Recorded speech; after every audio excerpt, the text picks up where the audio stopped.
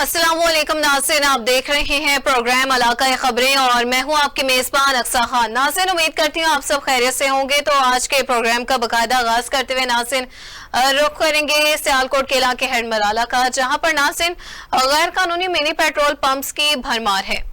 नाज़रीन, बात की जाए तो मिनी पेट्रोल पंपों के नाम पर आग की भट्टियां कायम करके शहरियों की जिंदगियां खतरे से दो चार कर दी गई हैं, यानी कि उनको मौत की वादी में धकेला जा रहा है। सीधी सीधी अगर बात की जाए तो सिविल डिफेंस के नाज़रीन अमले की बात की जाए तो उसने मिली भगत से मिनी पेट्रोल पंप का जो है वो गैर कानूनी धंधा दिन ब दिन अरूज पर जो है वो रखा हुआ है। उसकी सरबुलंदी के लिए वो कोशियां हैं, जगह जगह तजावुजात की भरमार है, जगह जगह जो है वो इंसानी जानों से जो है वो खेला जा रहा है। मिनी पेट्रोल पंप और एजेंसियां बनाने पर नाज़रीन बात की जाए तो पाबंदी होने के बावजूद जो है वो डिप्टी कमिश्नर सियालकोट के अहकामात को हवा में उड़ा दिया गया है। तो नाज़रीन, आज के प्रोग्राम पर इसी इशू पर बात करने के लिए हमें ज्वाइन किया है नुमाइंदा Star Asia News Syed Ansar Abbas ने। सर, सबसे पहले तो बहुत शुक्रिया आपके वक्त का। तो बताइएगा अंसर, इस हवाले से कि हेडमराला के करीब जगह जगह तजावुजात की भरमार है, मिनी पेट्रोल पंप्स कायम है, क्या कहेंगे इस हवाले से आप? जी बिल्कुल, अरसा से इलाका हेडमराला में मिनी पेट्रोल पंप का गैर कानूनी धंधा दिन ब दिन अरूज पकड़ता जा रहा है। ये मिनी पेट्रोल पंप के नाम पर आग की भट्टियां गली मोहल्लों में कायम की गई हैं, मगर सिविल डिफेंस का अमला आंखों देखकर भी खामोश तमाशाई बना हुआ है। मगर यहाँ पे कई दफा अहले इलाका ने एहतजाज किया है और किसी किस्म की भी कोई कार्रवाई इनके खिलाफ नहीं हुई। जी ठीक है, किसी किस्म की भी कोई कार्रवाई नहीं हुई है। अंसर, ये बताइएगा कि रोजाना इस हवाले से पेट्रोल किस हद तक जो है वो सेल करके कमाया जा रहा है, आखिर इस हवाले से कुछ अपडेट कीजिएगा। जी, ये लोग जो मिनी पेट्रोल पंप की ये जो मशीनें बनाकर इधर दुकानों पे बैठे हुए हैं, तो ये ईरानी तेल खरीद करते हैं जो यहाँ पर दूसरे शहरों से आए हुए पठान स्मगलिंग करके इनके आगे फरोख्त करते हैं। ये कम कीमत पर पेट्रोल इनको फरोख्त करते हैं। ये पेट्रोल पंप के रेट से यानी 250 रुपए पेट्रोल पंप का रेट है, इसकी कीमत ज्यादा लगाकर ये 270 रुपए और 280 रुपए पर लीटर के हिसाब से ये सेल करते हैं। मगर ईरानी तेल कम होने की वजह से इसकी कीमत ज्यादा लगा रहे हैं और ये जब तेल किसी को फरोख्त करते हैं तो उसकी मकदार भी इंतहाई कम होती है, जो 1 लीटर के बराबर से आधा लीटर मिलता है। तो ये 1000 लीटर रोजाना के तौर पर फरोख्त करते हैं, जिसमें ये जो मार्जिन अपना रखते हैं, जिसकी ये कमाई कर रहे हैं, ये 45,000 रुपए 40,000 रुपए रोजाना के तौर पर कमा रहे हैं। जी अंसर, जब 1 लीटर के मुकाबले में आधा लीटर पेट्रोल जो है वो शहरी खरीद रहे हैं और इसके साथ साथ ये जो है वो एक ईरानी डीजल है, ईरानी केमिकल है और इंतहाई सस्ता है, तो फिर लोग जो है इसको खरीदने पर क्यों मजबूर हैं? आखिर ऐसी क्या मजबूरी है? आखिर इस हवाले से लोग तो बाखबर भी हैं, फिर क्यों इस तरह से गफलत बढ़ती जा रही है, ये बताइएगा। ये देहाती लोग हैं जहाँ पे ज्यादातर तादाद यहाँ पर वो स्कूल के बच्चे होते हैं जो मोटरसाइकिलें लेके जाते हैं, जल्दी से वो यहाँ से पेट्रोल डलवाते हैं जो इनको नजदीक मशीन होती है।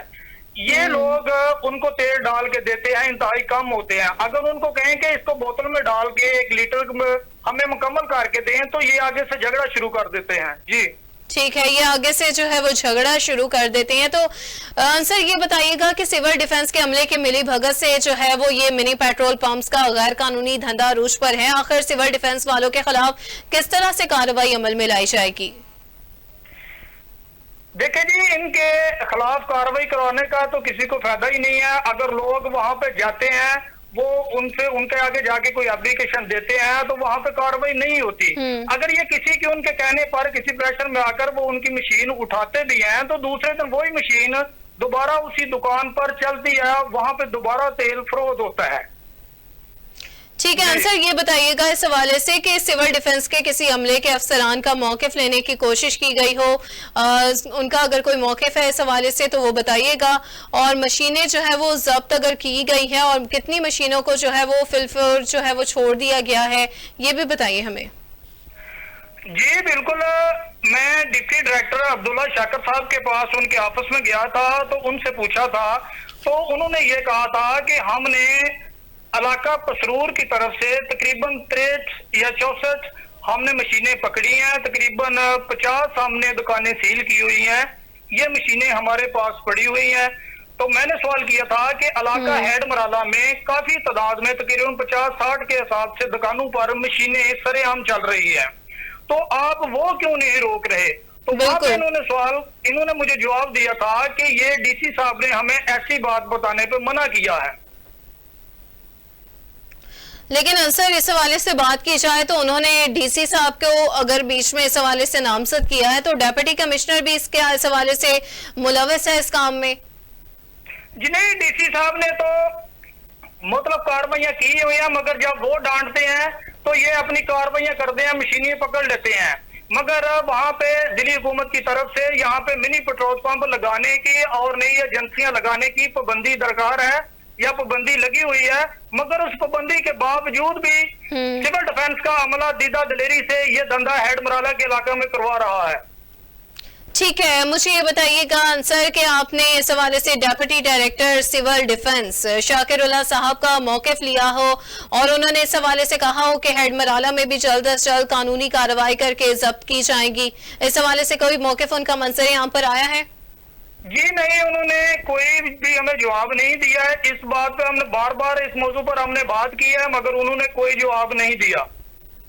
ठीक है, इस हवाले से कोई उन्होंने जवाब नहीं दिया, तो डेप्यूटी कमिश्नर के अहकामात को भी हवा में उड़ा दिया गया है और इंसानी जानों के साथ खिलवाड़ किया जा रहा है। तो इस हवाले से बताइएगा अंसर के कोई ताज़ा तरीन डेथ कैजुअलिटी या कोई हादसा रूनुमा हुआ हो, इस हवाले से अपडेट कीजिएगा जिस पर तशवीश इलाके में गहरी हो गई है और इस हवाले से नाजरीन शहरी जो है वो इस हवाले से खौफ हिरास का शिकार हो गए हैं। कोई ऐसा वाकया रूनुमा हुआ हो?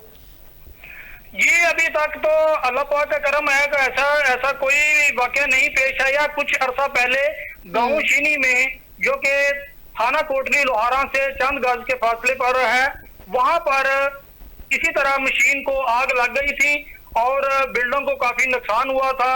वहां पर अभी भी दोबारा मशीन चल रही है। वहां पर अभी भी जो है वो दोबारा मशीनें चल रही हैं।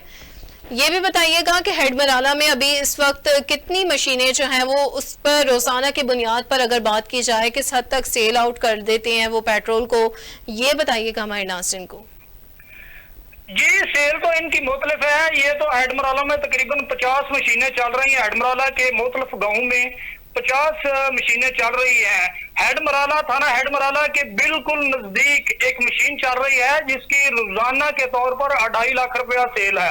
जी ठीक है, रोजाना की बुनियाद पर इस कदर जो है वो तेल है। तो इस हवाले से बताइएगा ये हेड मराला में ये सिलसिला अंसर कब से जारी है मिनी पेट्रोल पंप्स का, कितना अर्सा गुजर चुका है और मजीद इस हवाले से कब तक इनको डिमोलिश करके इनको मिसमार करवा दिया जाएगा, आखिर कब तक जो है ऑपरेशन मुकम्मल कर लिया जाएगा?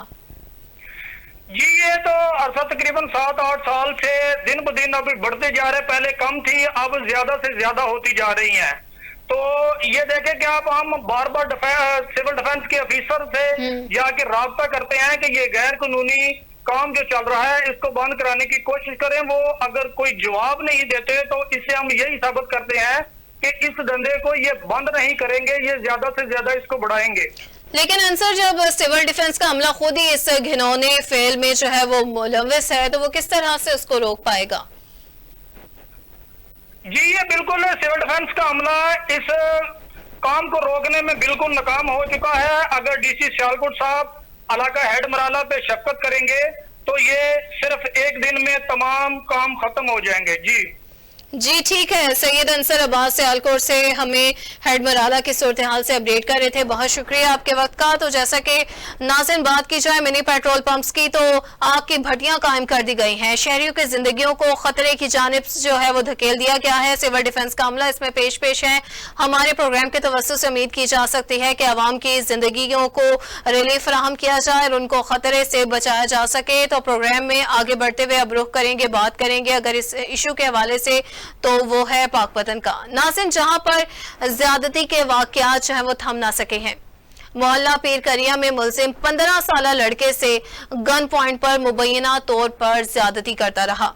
जहां पर नासिन बिनते हवा की बेटी महफूज नहीं तो वहीं पर लड़के नाबालिग या बालिग लड़के तक भी महफूज नहीं है। उसको जो है वो गन पॉइंट से मुबैना तौर पर ज्यादती का निशाना बनाया जा रहा है। आखिर हमारा मुआशरा किस समत में जो है वो इस हवाले से रुख कर रहा है। बात की जाए मुआशरे की बदफाली के हवाले से, बदफेली के हवाले से, तो तरह तरह के वाकयात रूनुमा हो रहे हैं और इस हवाले से मुलजिम जो है वो सरेआम दंदनाते फिर रहे हैं। मुलजिम लड़के की वीडियो बनाकर लड़के को ब्लैकमेल भी करता रहा। मुलजिम 2 माह तक लड़के से ज्यादती करता रहा, उसको ब्लैकमेल करता रहा। ममनू अद्वियात और इंजेक्शन लगवाकर लड़के से ज्यादती करवाने के बाद लड़के की हालत गैर हो गई।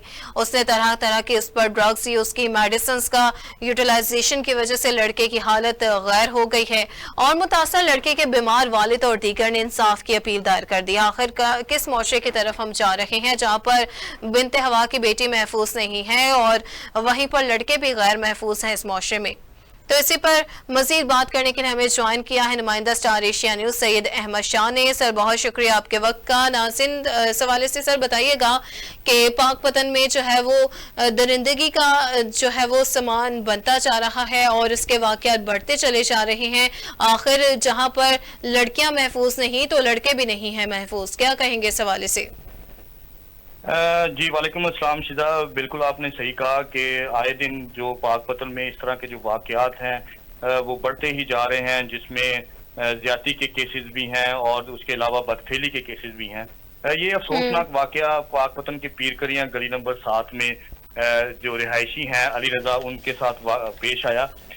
इसमें मुलजम सरफराज जो है वो कौम उसकी जो डोगर है और नैब कासद है वो सेशन कोर्ट में उसने कुछ इस तरह किया है कि उसने बच्चे को, वो उनका हमसाया था, उसने बच्चे को बुसलाकर उसको कहा कि मैंने आपसे सिलेंडर भरवाना है तो आप मेरे साथ चलें, तो उसको फुसला फुसलू के तो अपने घर में ले गया और उसके बाद उससे जो बदफेली करवाता रहा। ये जो वाकया है ये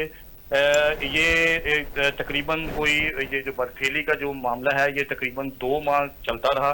2 माह के बाद जो मुल्ज़म था वो उसने बच्चे को इस दौरान जो है जो इंजेक्शन भी लगाए और जो है जो सेक्स की गोलियां भी इस्तेमाल करवाता रहा, जिसकी वजह से बच्चे की जो है ना वो उसकी जो तबीयत है वो गैर हो गई, जिस पर उसने अपने वालिदैन को बताया।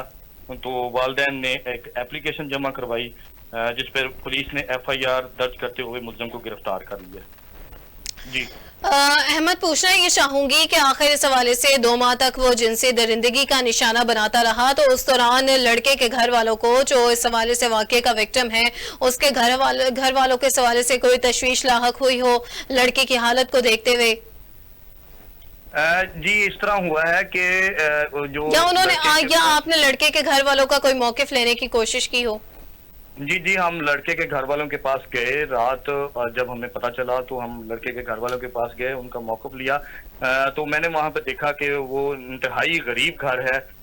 तो उनको तो अपनी रोटी के लाले पड़े हुए हैं। इसका जो बच्चे का जो वालिद है वो TB का मरीज है और वो भी अपनी चारपाई पे पड़ा था। वो उसका कहना था कि मेरा वाहिद सहारा ये मेरा बेटा था जो जाकर कमा कर लाता था और हमें खिलाता था, जिसको दरिंदगी का निशाना बनाकर तो उसकी जो जिंदगी है उसकी तबाह कर दी है। तो ये इसके चचा की मुद्दत में FIR दर्ज करवाई गई है। तो ये इंतहाई अफसोसनाक वाकया है पाकपतन में, जहां पर हमने जाके देखा कि वो बहुत ही गरीब घर है। तो उनके पास तो खाने के लिए भी पैसे नहीं है। तो उनके चचा का कहना था कि हमारे बच्चे को इन्होंने फुसलाकर तो उसके साथ इस तरह की जो हरकत की है ये इंतहाई अफसोसनाक है। ठीक है अहमद, ये बताइएगा कि इस हवाले से अगर लड़के की मुतासरा लड़के की जो दूसरा लड़का जिसने उसको जिनसी दरिंदगी का निशाना बनाया उसके साथ मरासिम उसके साथ ताल्लुकात कब से वाबस्ता थे और कुछ उनके दरमियान कभी कोई खुशगवार मामलात भी हुए हैं, उनके पास कोई इस तरह से उनके साथ कोई दोस्ती रही हो, ये बताइएगा। ये तो उनके घर वालों से हमने जब दरियाफ्त किया कि आपको कैसे पता चला इसका, इससे पहले आपको नहीं पता चला, तो उनका कहना ये था कि बिल्कुल हमारे हमसाये में ही ये रहते हैं, एक से दूसरा घर छोड़कर उनका घर है। तो हमें ये इस तरह की कभी बात कोई महसूस ही नहीं हुई, ना बच्चे ने कभी बताया, शिकायत की। ये तो बच्चे की जब तबीयत बहुत गैर हुई तो उसके बाद उनको डॉक्टर के पास लेके जाया गया, तो डॉक्टर ने उनको साहिवाल रेफर कर दिया। जब साहिवाल के डॉक्टर के पास गए तो उन्होंने बताया कि ये इंतहाई तफ्तीशनाक हालत में इस वक्त बच्चा है, तो उस पर फिर उन्होंने FIR दर्ज करवाई और पुलिस ने इनको गिरफ्तार किया। ठीक है अहमद, ये बताइएगा कि मुतासरा बच्चे की अब हालत खतरे से बाहर है या वो हॉस्पिटलाइज्ड है या वो कौन सी हालत में है या घर में मुकीम है, इस हवाले से बताइएगा। मैडम वो मैंने पहले भी आपको बताया कि वो इंतहाई गरीब लोग हैं, तो उनके पास तो पैसे ही नहीं है। रियात लेने के लिए भी वो साहिवाल में बच्चे को लेके गए थे, तो डॉक्टर ने बताया कि उस इंतहाई तफ्तीशनाक हालत है उसकी, तो उसका ऑपरेट करना पड़ेगा। तो वो उसको बच्चे को घर लेके आ गए। कल रात जब हम उनके घर गए तो बच्चा बिल्कुल बेहोश पड़ा हुआ था, और उसके वालिद का कहना था कि हमारे घर में फाके चल रहे हैं, हमारे घर में खाने पीने के लिए भी कुछ नहीं है। तो इतने जब बुरे हालात हों तो आप भी समझ सकती हैं कि इतने बुरे हालात में वो मेडिसिन कहाँ से लें। मैं यहाँ पे ना अपने नाजरीन जो हमारे सुन रहे हैं उनको एक बात बताना चाहता हूँ कि जो इस तरह के जो वाकयात होते हैं, इनमें जो मुल्जमान को जिनको गिरफ्तार किया जाता है उनको करार वाकई सजा देनी चाहिए, लेकिन अक्सर ये ऐसा देखने में आया है कि पुलिस तो अपना काम कर देती है। जिस तरह इस केस में भी FIR में अगर देखें तो पुलिस ने अपनी पूरी एफर्ट लगाकर उन पर FIR दर्ज की है, लेकिन वो चंद दिनों के बाद ही हो सकता है कि ये रिहा हो जाए। उसकी रिहा होने की वजह भी ये होती है कि जिस तरह ये गरीब लोग हैं, इनको वो अपना असर सूख दिखाकर और पैसे के लालच से वो सुलह कर सकते हैं, और सुलह के बाद वो मुल्ज़म बाहर आ जाता है। तो मेरा शहरियों से यही कहना है कि इस तरह के मामलात अगर इसमें लोग उनको करार वाकई सजा दिलवाएंगे तो ये इबरत बनेगी, और बाकी सब लोग भी जो इस तरह के कामों में मुलव्वस हैं उनको भी इबरत हासिल होगी। ठीक है अहमद, इस हवाले से ये बताइएगा कि किसी आला हुकाम, डिप्टी कमिश्नर या IG पंजाब की जानिब से वाक़े का नोटिस लेने की कोशिश की गई हो और इस हवाले से उन तक ये बात जो है वो पहुंचाई गई हो और उन्होंने इस हवाले से कोई नोटिस लिया हो या मौक़िफ़ दिया हो, इस हवाले से ये बताइएगा। ये रिपोर्ट तो तकरीबन जितना भी मीडिया है उस पे हो चुकी है और अभी भी हो रही है, तो इस पे अभी तक तो किसी ने इस पर नहीं नोटिस लिया। अलबत्ता हमारे जो DPO पाकपतन है कैप्टन तारक बलायत, उन्होंने नोटिस लिया और उन्होंने पुलिस को सख्त ऑर्डर देते हुए उन्हें कहा कि उसे गिरफ्तार करके लाया जाए और उसे करार वाकई सजा दी जाए, और उस पर उन्होंने FIR दर्ज की और मुल्ज़िम को गिरफ्तार किया। जी ठीक है, सैयद मोहम्मद अहमद शाह पाकपतन से तमाम तर तफसीलात से अपडेट कर रहे थे और उन्होंने बताया कि DPO पाकपतन तारिक वलायत ने वाकई का नोटिस लेने की कोशिश की है और मुल्ज़िम को जल्द अज जल्द गिरफ्तार करने का भी दावा किया है। तो हम उम्मीद करते हैं कि हमारे प्रोग्राम की तवज्जो से मुल्ज़िम को जल्द अज जल्द गिरफ्तार करके मुतासरा लड़के को जो है वो इंसाफ फराहम किया जाएगा। तो नाज़रीन, प्रोग्राम के बकिया हिस्से की तरफ रुख करते हुए अब रुख करेंगे जहानिया का, जहां पर इंतजामिया की लापरवाही का एक और वाकया सामने आ गया है। करोड़ों रुपए की लागत से तामीर की गई लाइब्रेरी को फाल करने के बजाय ताले लग गए हैं, यानी कि वहां पर मौजूद नाज़िर महंगे कंप्यूटर और किताबें भी लाइब्रेरी से गायब हो गई हैं। आलम यह है कि ई-लाइब्रेरी का बाकायदा इफ्तिताह साबिक मुशीर वज़ीर आला पंजाब अयाज खान न्यासी ने किया, मगर करोड़ों रुपए खर्च होने के बावजूद अवाम उससे मुस्तफीद ना हो सके। नाज़िर, लाइब्रेरी में गैर मुतल्लका अफराद ने रहाइश इख्तियार कर रखी है, जबकि बिजली का भी इंतजामिया बिल अदा कर रही है और सरकारी खजाने का बेदर्दी के साथ, यानी कि बेदोरेख नहीं बेदर्दी के साथ इस्तेमाल देकर अहले इलाका जो है वो सरापा एहतजाज है। उन्होंने इस हवाले से आला हुकाम से नोटिस लेने का भी मुतालबा किया है। तो नाज़रीन, इसी पर मजीद तफसीलात जानने के लिए हमें ज्वाइन किया नुमाइंदा Star Asia News Chaudhary Imran ने। तो सर, बहुत शुक्रिया आपके वक्त का। इमरान, बताइएगा इस हवाले से ई लाइब्रेरी का इफ्तिताह किया गया, मगर फिर भी जो है वो महंगे कंप्यूटर और किताबें लाइब्रेरी से गायब हैं, क्या मौजूद है ये?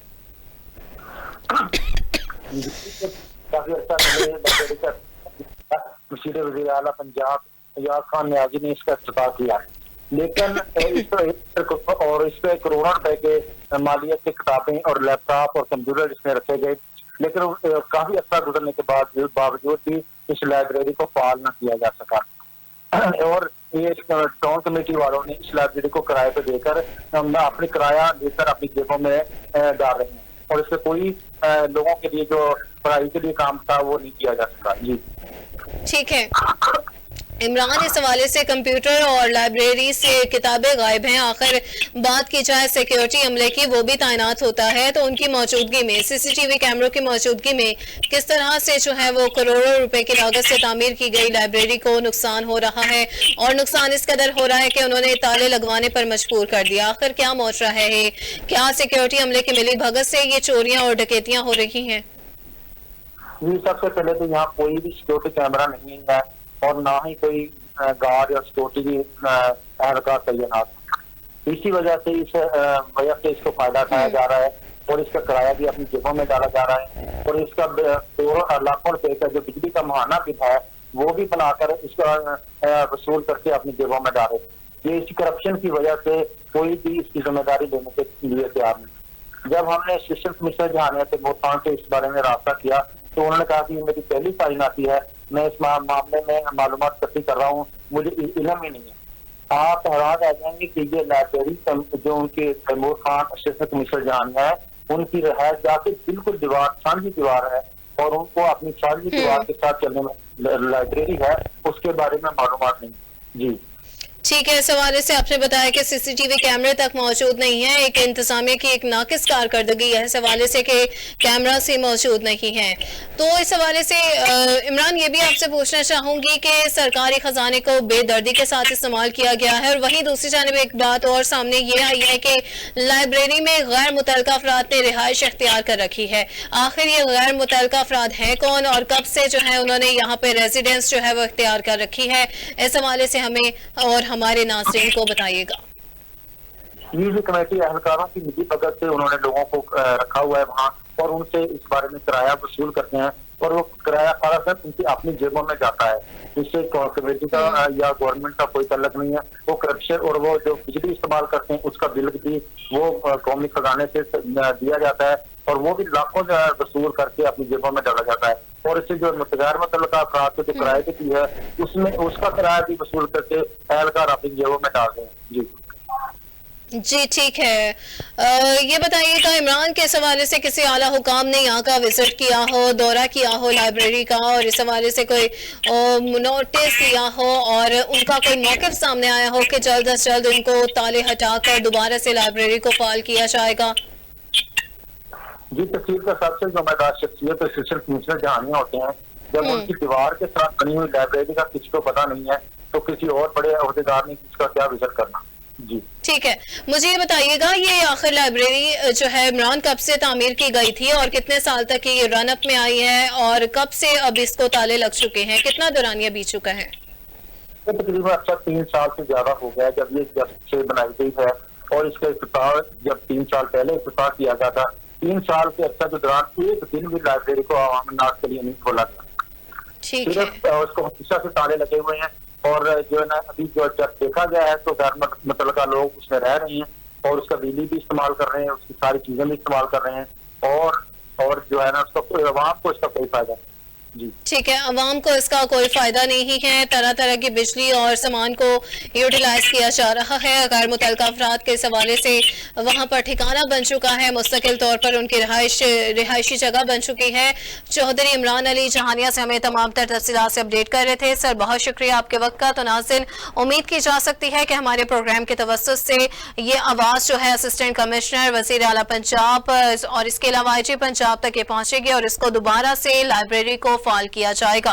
तो नाज़रीन, प्रोग्राम के तरफ बकिया हिस्से की तरफ अब रुख करते हुए आपको बताएं आरिफ वाला और कमेर शरीफ का। नाज़रीन, जहां पर जगह जगह जो है वो गैर कानूनी पेट्रोल पंप्स की भरमार पाई जा रही है, शहरियों की जानो माल खतरे में पड़ चुका है।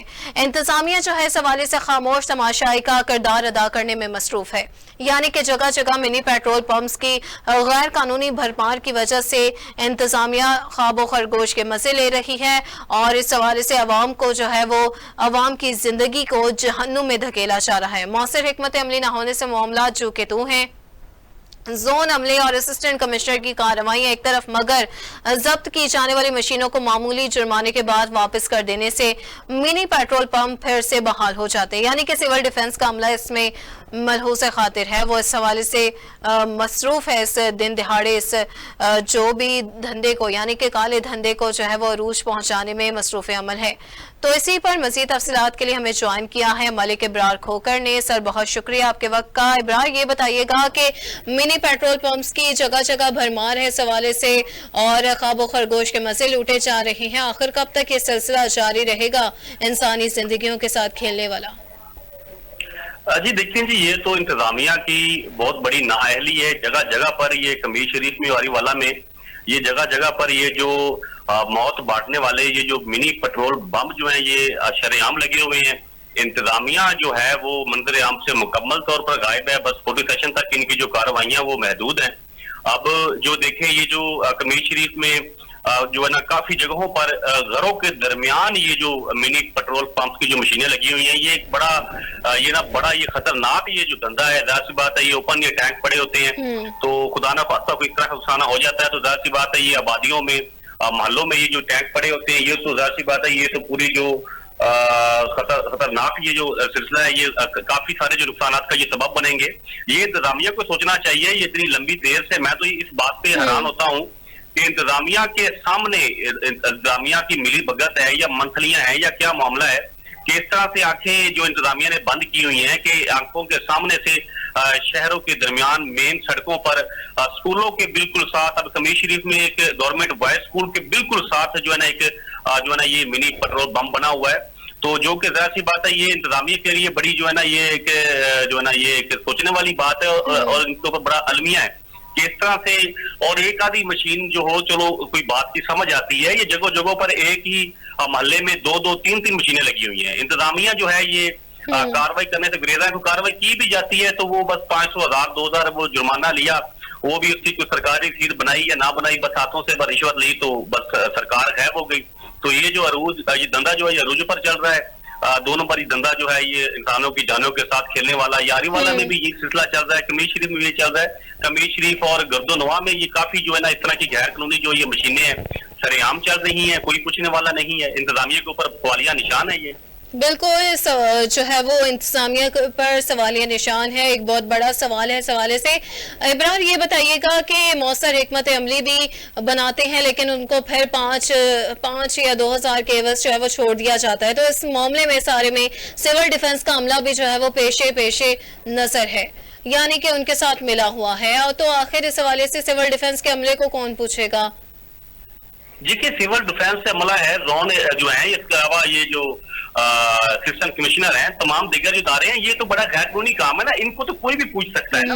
ये कौन सा कोई कानूनी काम कर रहे हैं? ये जो पेट्रोल जो ये सरेआम जो ये बम बनाकर बैठे हुए हैं इस तरह के, इनको कोई भी पूछ सकता है। ये जरूरी नहीं है कि इनके ऊपर कोई अमला जो है ना कोई एक आधा की जिम्मेदारी है, तमाम अमलों की जिम्मेदारी है कि ये जो इस तरह से जगहों पर ये जो इस तरह का जो गैर धंधा जो कर रहे हैं, ये बड़ा अरूज का काम है ना। ये बड़े जो ना ये भारी पैमाने पे ये जो है इनके ये जो होते हैं इंतजामात होते हैं और इनको बड़ी बात ये इनकी जो सरपरस्ती होती है वो इदारों की होती है और ये इदारों के ऊपर सवालिया निशान है। ये आला अकाम को इस पे सोचना चाहिए कि ये सिर्फ कबीर का या अरीवाला का मसला नहीं है, ये पूरे पंजाब में बल्कि पूरे पाकिस्तान में ये मामला चल रहे हैं। इस पे आला अकाम को बड़ी नजरसानी की जरूरत है। इस पे पंजाब में खासकर वज़ीर आला पंजाब मोहतरमा मरियम नवाज साहिबा को इस पे जो है ना बेहतर इस पे अमली और इसके अलावा जो इस पे जो है ना उनको जो है ना इनके अहकामात की बड़ी जरूरत है कि यहाँ पे जो इदारे हैं उनको जो है ना पाबंद किया जाए और उनको अहकामात जारी किए जाए कि ये जो जगहों पर ये जो पेट्रोल पंप बने हुए हैं इनको फौरी ना सिर्फ इनको जो है ना जुर्माने किए जाए, इनको जो है ना ये मुकम्मल तौर पर खत्म करवाया जाए ताकि ये जो जुर्माने अदा करके हफ्ते के बाद 10 दिन के बाद फिर वहीं पे मशीनें लगी होती हैं, वही वो काम जो है वो रूटीन की तरह चल रहा होता है। तो ये तो जो है ना जुर्माने करने का फिर फायदा क्या अगर वो मशीनें ऐसे ही चलनी है या पेट्रोल पंप जो है ये वहीं पे कायम रहनी है, तो फिर इस तरह फर्जी कार्रवाइयां करने का तो फायदा नहीं है। फिर यही बात है कि इदारों की सरपरस्ती है, तो इस पे आला काम को जो है ना बड़ी अच्छा जरूरत है इस पे नोटिस लेने की। इब्रार, इस हवाले से अगर नोटिस लेने की जरूरत है, ये बताइएगा कि अब तक कमीर शरीफ या आरिफ वाला में कोई इसके खिलाफ ऑपरेशन हुआ हो और कुछ मशीनें जब्त की गई हो, इस हवाले से बताइएगा। और क्या अपने डेप्यूटी कमिश्नर या किसी आला अफसरान जो सिविल डिफेंस के अमले में आते हो, किसी का मौक़िफ़ लेने की कोशिश की गई हो, तो इस हवाले से भी हमें अपडेट करें। देखिए जी, 10 से 12-13 मशीनें जो है ना ये कमीर एक छोटा सा शहर है इसमें लगी हुई है तो इसमें जो हमारी आंखों के सामने चल रही है, अब इदारों को अच्छी तरह से पता है कोई इस तरह की कार्रवाई जो है ना हमने कोई देखी है, ना हमारी कोई इस तरह की इल्म में कोई मशीन जो है किसी जगह से खत्म करवाई गई हो। जो मशीनें जहां लगी थी बल्कि दिन ब दिन बढ़ती जा रही है ना, पहले कोई 1 2 थी, 3 थी, 5 थी, अब जो है 10 से 12 मशीनें, 13 मशीनें जो है शहर के बिल्कुल अंदर रहायशी महलों में जो है ना वो लगी हुई है। जहां तक बात है इंतजामिया को, इदारों को का मौकफ लेने से, तो हमने काफी बार कोशिश की है। तो जब यही सिलसिला आता है कि जी कार्रवाइयां कर रहे हैं, बस फोटो सेशन होता है, कोई आर्जी जो है ना वो, जैसे मैंने आपको पहले बताया, बस इस तरह से वो मामूली सा जुर्माना किया तो वो मशीनें जो है वो धंधा वहीं का वहीं है। तो ये बड़ी एक नाअहली है। तो मौकाफात देने की हमने काफी बार कोशिश की है, लेकिन उसमें यही आता है कि हमने बल्कि खबरें भी ब्रेक की हैं, हमारी स्क्रीन पे खबरें ब्रेक की हैं 2-3 दफा। बिल्कुल इदारों ने, दीगर जो चैनल्स हैं उनके ऊपर ये जो खबरें नशर हुई हैं, मीडिया ने बड़ा इसको इस मामले को हाईलाइट किया। उसके बावजूद इंतजामिया ने आंखें ऐसे बंद की हुई है जैसे इनके लिए कुछ भी ना हो रहा हो ना। ये जो है ना ये ख्वाब खरगोश के मजे ले रहे हैं और आवाम की जो है ना मालो जान का ये जो ना ये एक वबाल बना हुआ है।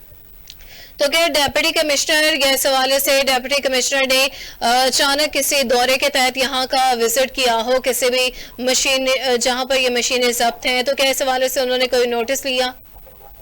हाँ, देखिए कोई इस तरह का नोटिस नहीं हुआ है। हाल ही में जो है ना ये असिस्टेंट कमिश्नर या उसके अलावा डिप्टी कमिश्नर जो है ना यहाँ पे विजिट होते रहते हैं। तो ये कोई इतना भी वो बैकवर्ड इलाका तो है नहीं है। इसमें ये साहिवाल का बिल्कुल ये एक 10 से 15 किलोमीटर की दूरी पर ये एक सिटी है और डिवीजन साहिवाल की इस तरह से मैं समझता हूँ कि ये एक छोटे से कस्बों में इस तरह से मिनी पेट्रोल पंप्स जो है ये शरेआम चलना, ये इनके ऊपर सवालिया निशान है। बाकी बात असल जो मेन आती है कार्रवाई की, जैसा कि मैंने आपको पहले बताया कि बस वो 40 सेशन तक महदूद है या फिर वो मामूली से जो वक्तन जुर्माने करके उनको छोड़ दिया जाता है, तो उनकी जो वो जो उनका जो धंधा होता है वो रूटीन की तरह वैसे की वैसे चल रहा होता है। ठीक है, फोटो सेशन की हद तक महदूद है, तो इस हवाले से हम उम्मीद कर सकते हैं कि इब्रार इस पर जल्द से जल्द नोटिस लिया जाए और इंसानी जिंदगियों को जो है वो इंसाफ फ्राहम किया जाए, उनको रिलीफ दिया जाए और उनको सिक्योरिटी मुहैया की जा सके। तो मलिक इब्रार खोकर आरिफ आला से हमें तमाम तर तफसीलात से अपडेट कर रहे थे। सर बहुत शुक्रिया आपके वक्त का। तो नाज़रीन, जैसा कि आरिफ आला और कमीर शरीफ में भी जगह जगह जो है वो गैर कानूनी मिनी पेट्रोल पंप्स का धंधा अरूज पर है और हमारे स्टार एशिया न्यूज़ के प्रोग्राम के तवज्जुह से उम्मीद की जा सकती है कि नाज़रीन को, शहरियों को जल्द अज जल्द इंसाफ फ्राहम करते हुए उनको उनकी ज़िंदगियों को जो है वो सिक्योर किया जा सके ताकि वो फील फ्री सिक्योर अपने आप को महसूस कर सके। तो नाज़रीन, प्रोग्राम के बकिया हिस्से की तरफ चलेंगे, मगर यहाँ वक्त आता है एक ब्रेक का।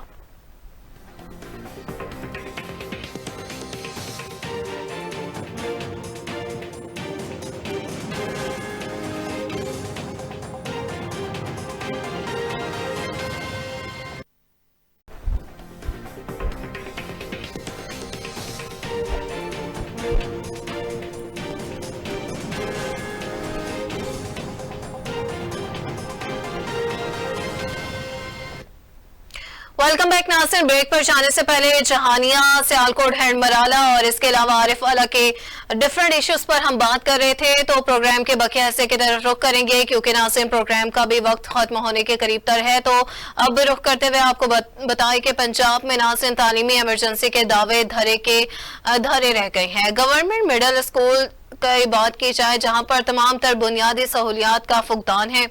स्कूल की इमारतें, नाज़रीन आप ये स्टार एशिया न्यूज़ की टेलीविजन स्क्रीन पर भी मुलाजा कर सकते हैं कि किस तरह से टूट फूट का शिकार हैं सड़कों की, रोड्स के हवाले से तो बात हम करते रहते हैं, लेकिन अगर बात की जाए स्कूल की इमारतों की तो वहां पर छतों का बुरा हाल है। इस हवाले से इमारत खस्ता हाल पुरानी हो चुकी है और इमारतें खस्ता हाल होने की वजह से तालीम के हसूल के लिए आई 500 तालिबात की जिंदगियां जो है वो खतरे में पड़ गई हैं, यानी कि माओ के जिगर गोशे इंतहाई जो है वो खतरे की इलामात में जो है वो तालीम को हासिल कर रहे हैं।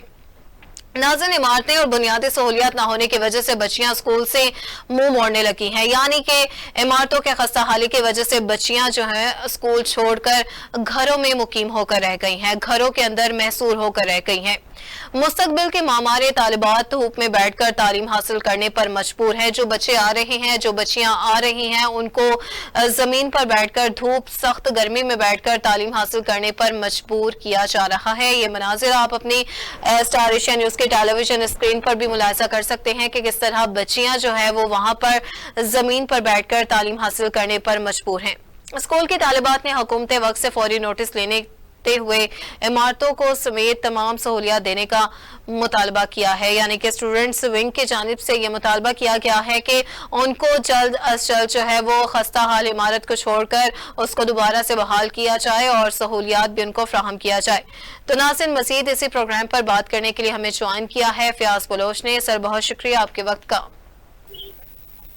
हाँ जी बिल्कुल, पंजाब में तालीमी एमरजेंसी के दावे धरे के धरे रह गए। तरंगा मोहम्मद पनाह के इलाके कलाला बस्ती समाने खाम में कायम गवर्नमेंट गर्ल्स मॉडल स्कूल तमाम तर बुनियादी सहूलियात से महरूम है। स्कूल की इमारतें टूट का शिकार है। इमारतें खस्ता हाली होने की वजह से तालीम हासिल करने के लिए आई 500 तलबात की जिंदगियां खतरे में पड़ गई। इमारत की खस्ता हाली की भी वक्त खाने किसी भी सबब खाने का वक्त पड़ सकती है। इमारत खस्ता हाली होने की वजह से बच्चियां स्कूल से मुंह मोड़ने लगी। रोशन मुस्तकबिल तलबात धूप और गर्मी में बैठकर तालीम हासिल करने पर मजबूर हैं। स्कूल इंतजामिया के मुताबिक मुतअद्दिद बार कई दफा आगाही किया, लेकिन कोई इमारत को सील करने न आया। स्कूल की तालिबात ने हुकूमत वक्त से फौरी नोटिस लेकर इमारत समेत तमाम सहूलियात देने का ऐलान मुतालबा किया है। जी फयाज, ये बताइएगा कि स्कूल की इमारतों का खस्ता हाली का शिकार है और तालिबात इस तरह से खुले आसमान तले पढ़ने पर मजबूर है, तालीम हासिल करने पर मजबूर है, तो ये बताइएगा कि स्कूल की इंतजामिया, मैनेजमेंट या स्कूल के प्रिंसिपल खास तौर पर इस हवाले से विजिट नहीं करती, या फिर उनकी अटेंडेंस शॉर्ट है, या फिर वो इस हवाले से स्कूल में मौजूद होती हैं अपनी ऑन ड्यूटी पर? हाँ जी बिल्कुल, स्कूल इंतजामिया ने कहा है कि हमने इंतजामिया तहसील इंतजामिया को मुस्तरद पर आगाह किया है कि स्कूल की खस्ता हाली है, इसको मुरम्मत किया, इसकी जो स्कूल की इमारत है इसको मुकम्मल तौर पर मुकम्मल करवाया जाए। लेकिन इंतजामिया की अदम तवज्जो का मरकज जो है इसी हवाले से कोई सुनवाई नहीं हुई। जी ये बताइएगा फयाज कि ये स्कूल के खस्ता हाली का जो मंजर है वो कब से है, आखिर कितनी देर हो गई है इस हवाले से, ये बताइएगा हमारे नाज़रीन को। हाँ जी, स्कूल इंतजामिया से मालूम किया है कि तकरीबन 6 माह हो गए हैं स्कूल की इमारतें टूट फूट का शिकार है। इंतजामिया से हमने नोटिस लेने का मुतालबा भी किया है, लेकिन इंतजामिया का फिलहाल कोई जवाब नहीं आया। जी ठीक है, इस हवाले से मुझे ये बताइएगा कि हुकूमत वक्त से इस हवाले से कोई विजिट किया हो आला हुकाम ने, या इस वाक़े का नोटिस लिया हो और स्कूल को दोबारा से जो है वो बहाल करने के लिए, उसके रिहेबिलिटेशन को बहाल करने के लिए, उसकी खूबसूरती को दोबारा से बहाल करने के लिए कोई फंड्स मुख्तस किए गए हों इंतजामिया की जानिब से? इंतजामिया की जानिब से अभी तक कोई फंड्स नहीं जारी किए गए, कोई हुकूमती नुमाइंदा कोई स्कूल तक नहीं आया। तो इसलिए स्कूल इंतजामिया का कहना है कि हमारे मुतालबात हैं वो पूरे किए जाएं, स्कूल को दोबारा से मुरम्मत किया जाए।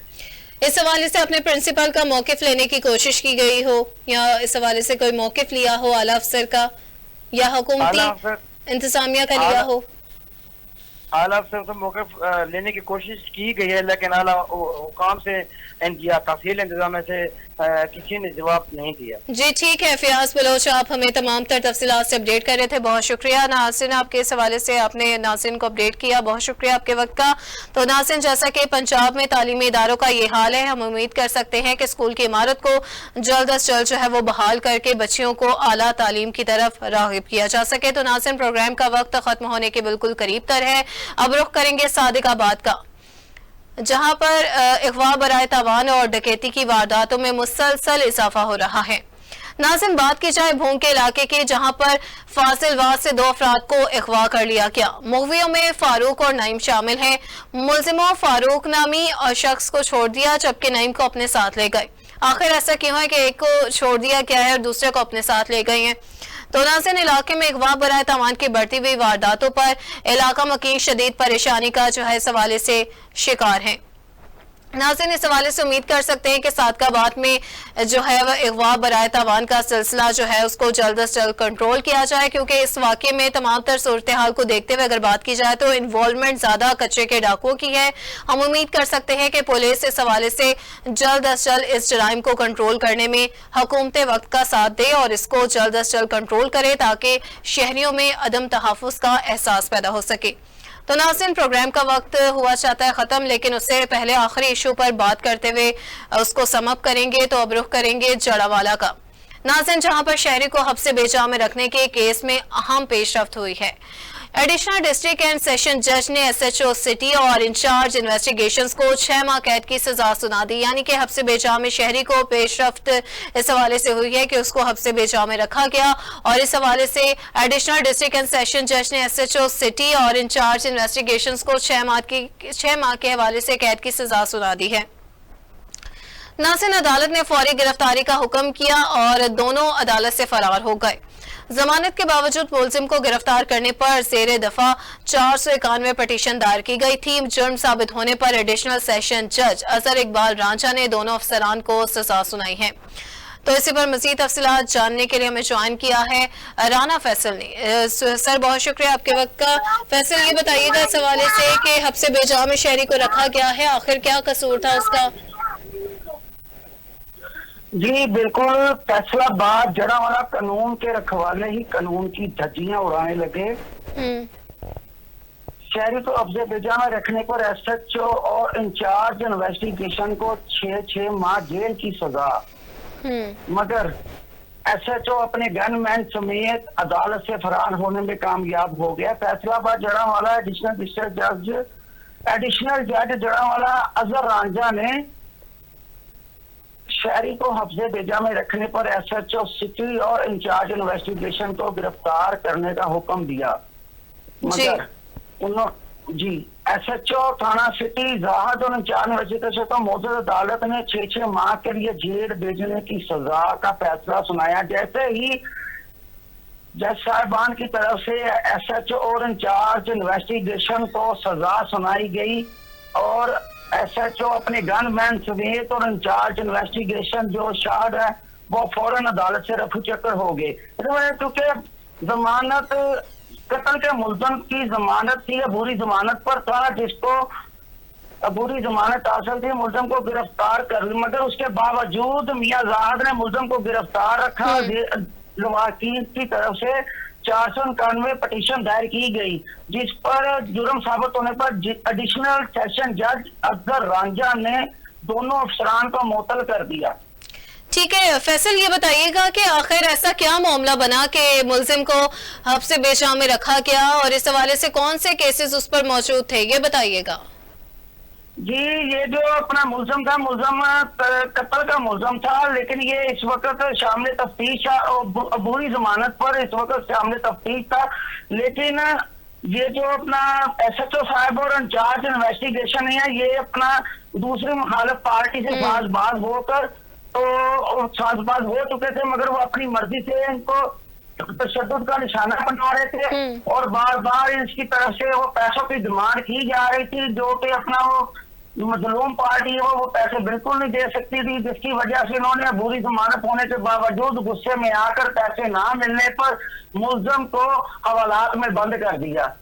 ठीक है, ये भी बताइएगा फैसल के जुर्म साबित होने पर एडिशनल सेशन जज अजहर इकबाल रांझा ने दोनों अफसरान को सजा सुनाई है, 6 माह कैद की सजा सुनाई गई है। तो इसके साथ साथ उनको नौकरी से भी बर्खास्त कर दिया गया है और कितने जो है वो जुर्माना उन पर आयद किया गया है, ये भी बताइएगा।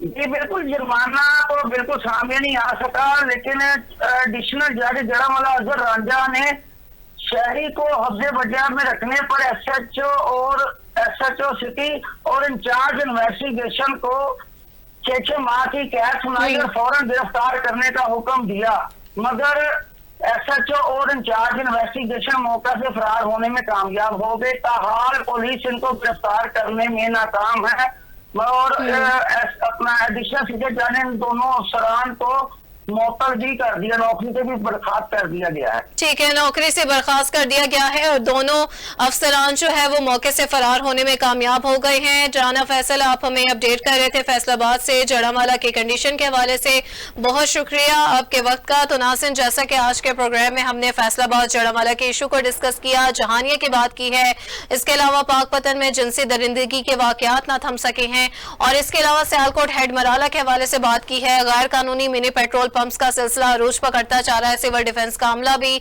जोर पकड़ रहा है इस काले धंधे कानून में। तो नाज़रीन, डिफरेंट इश्यूज पर बात की गई है और प्रोग्राम का वक्त हुआ चाहता है खत्म। हाजिर होंगे नए इश्यूज के साथ, नए टॉपिक्स के साथ। मुझे दीजिए इजाजत, अल्लाह निगहबान।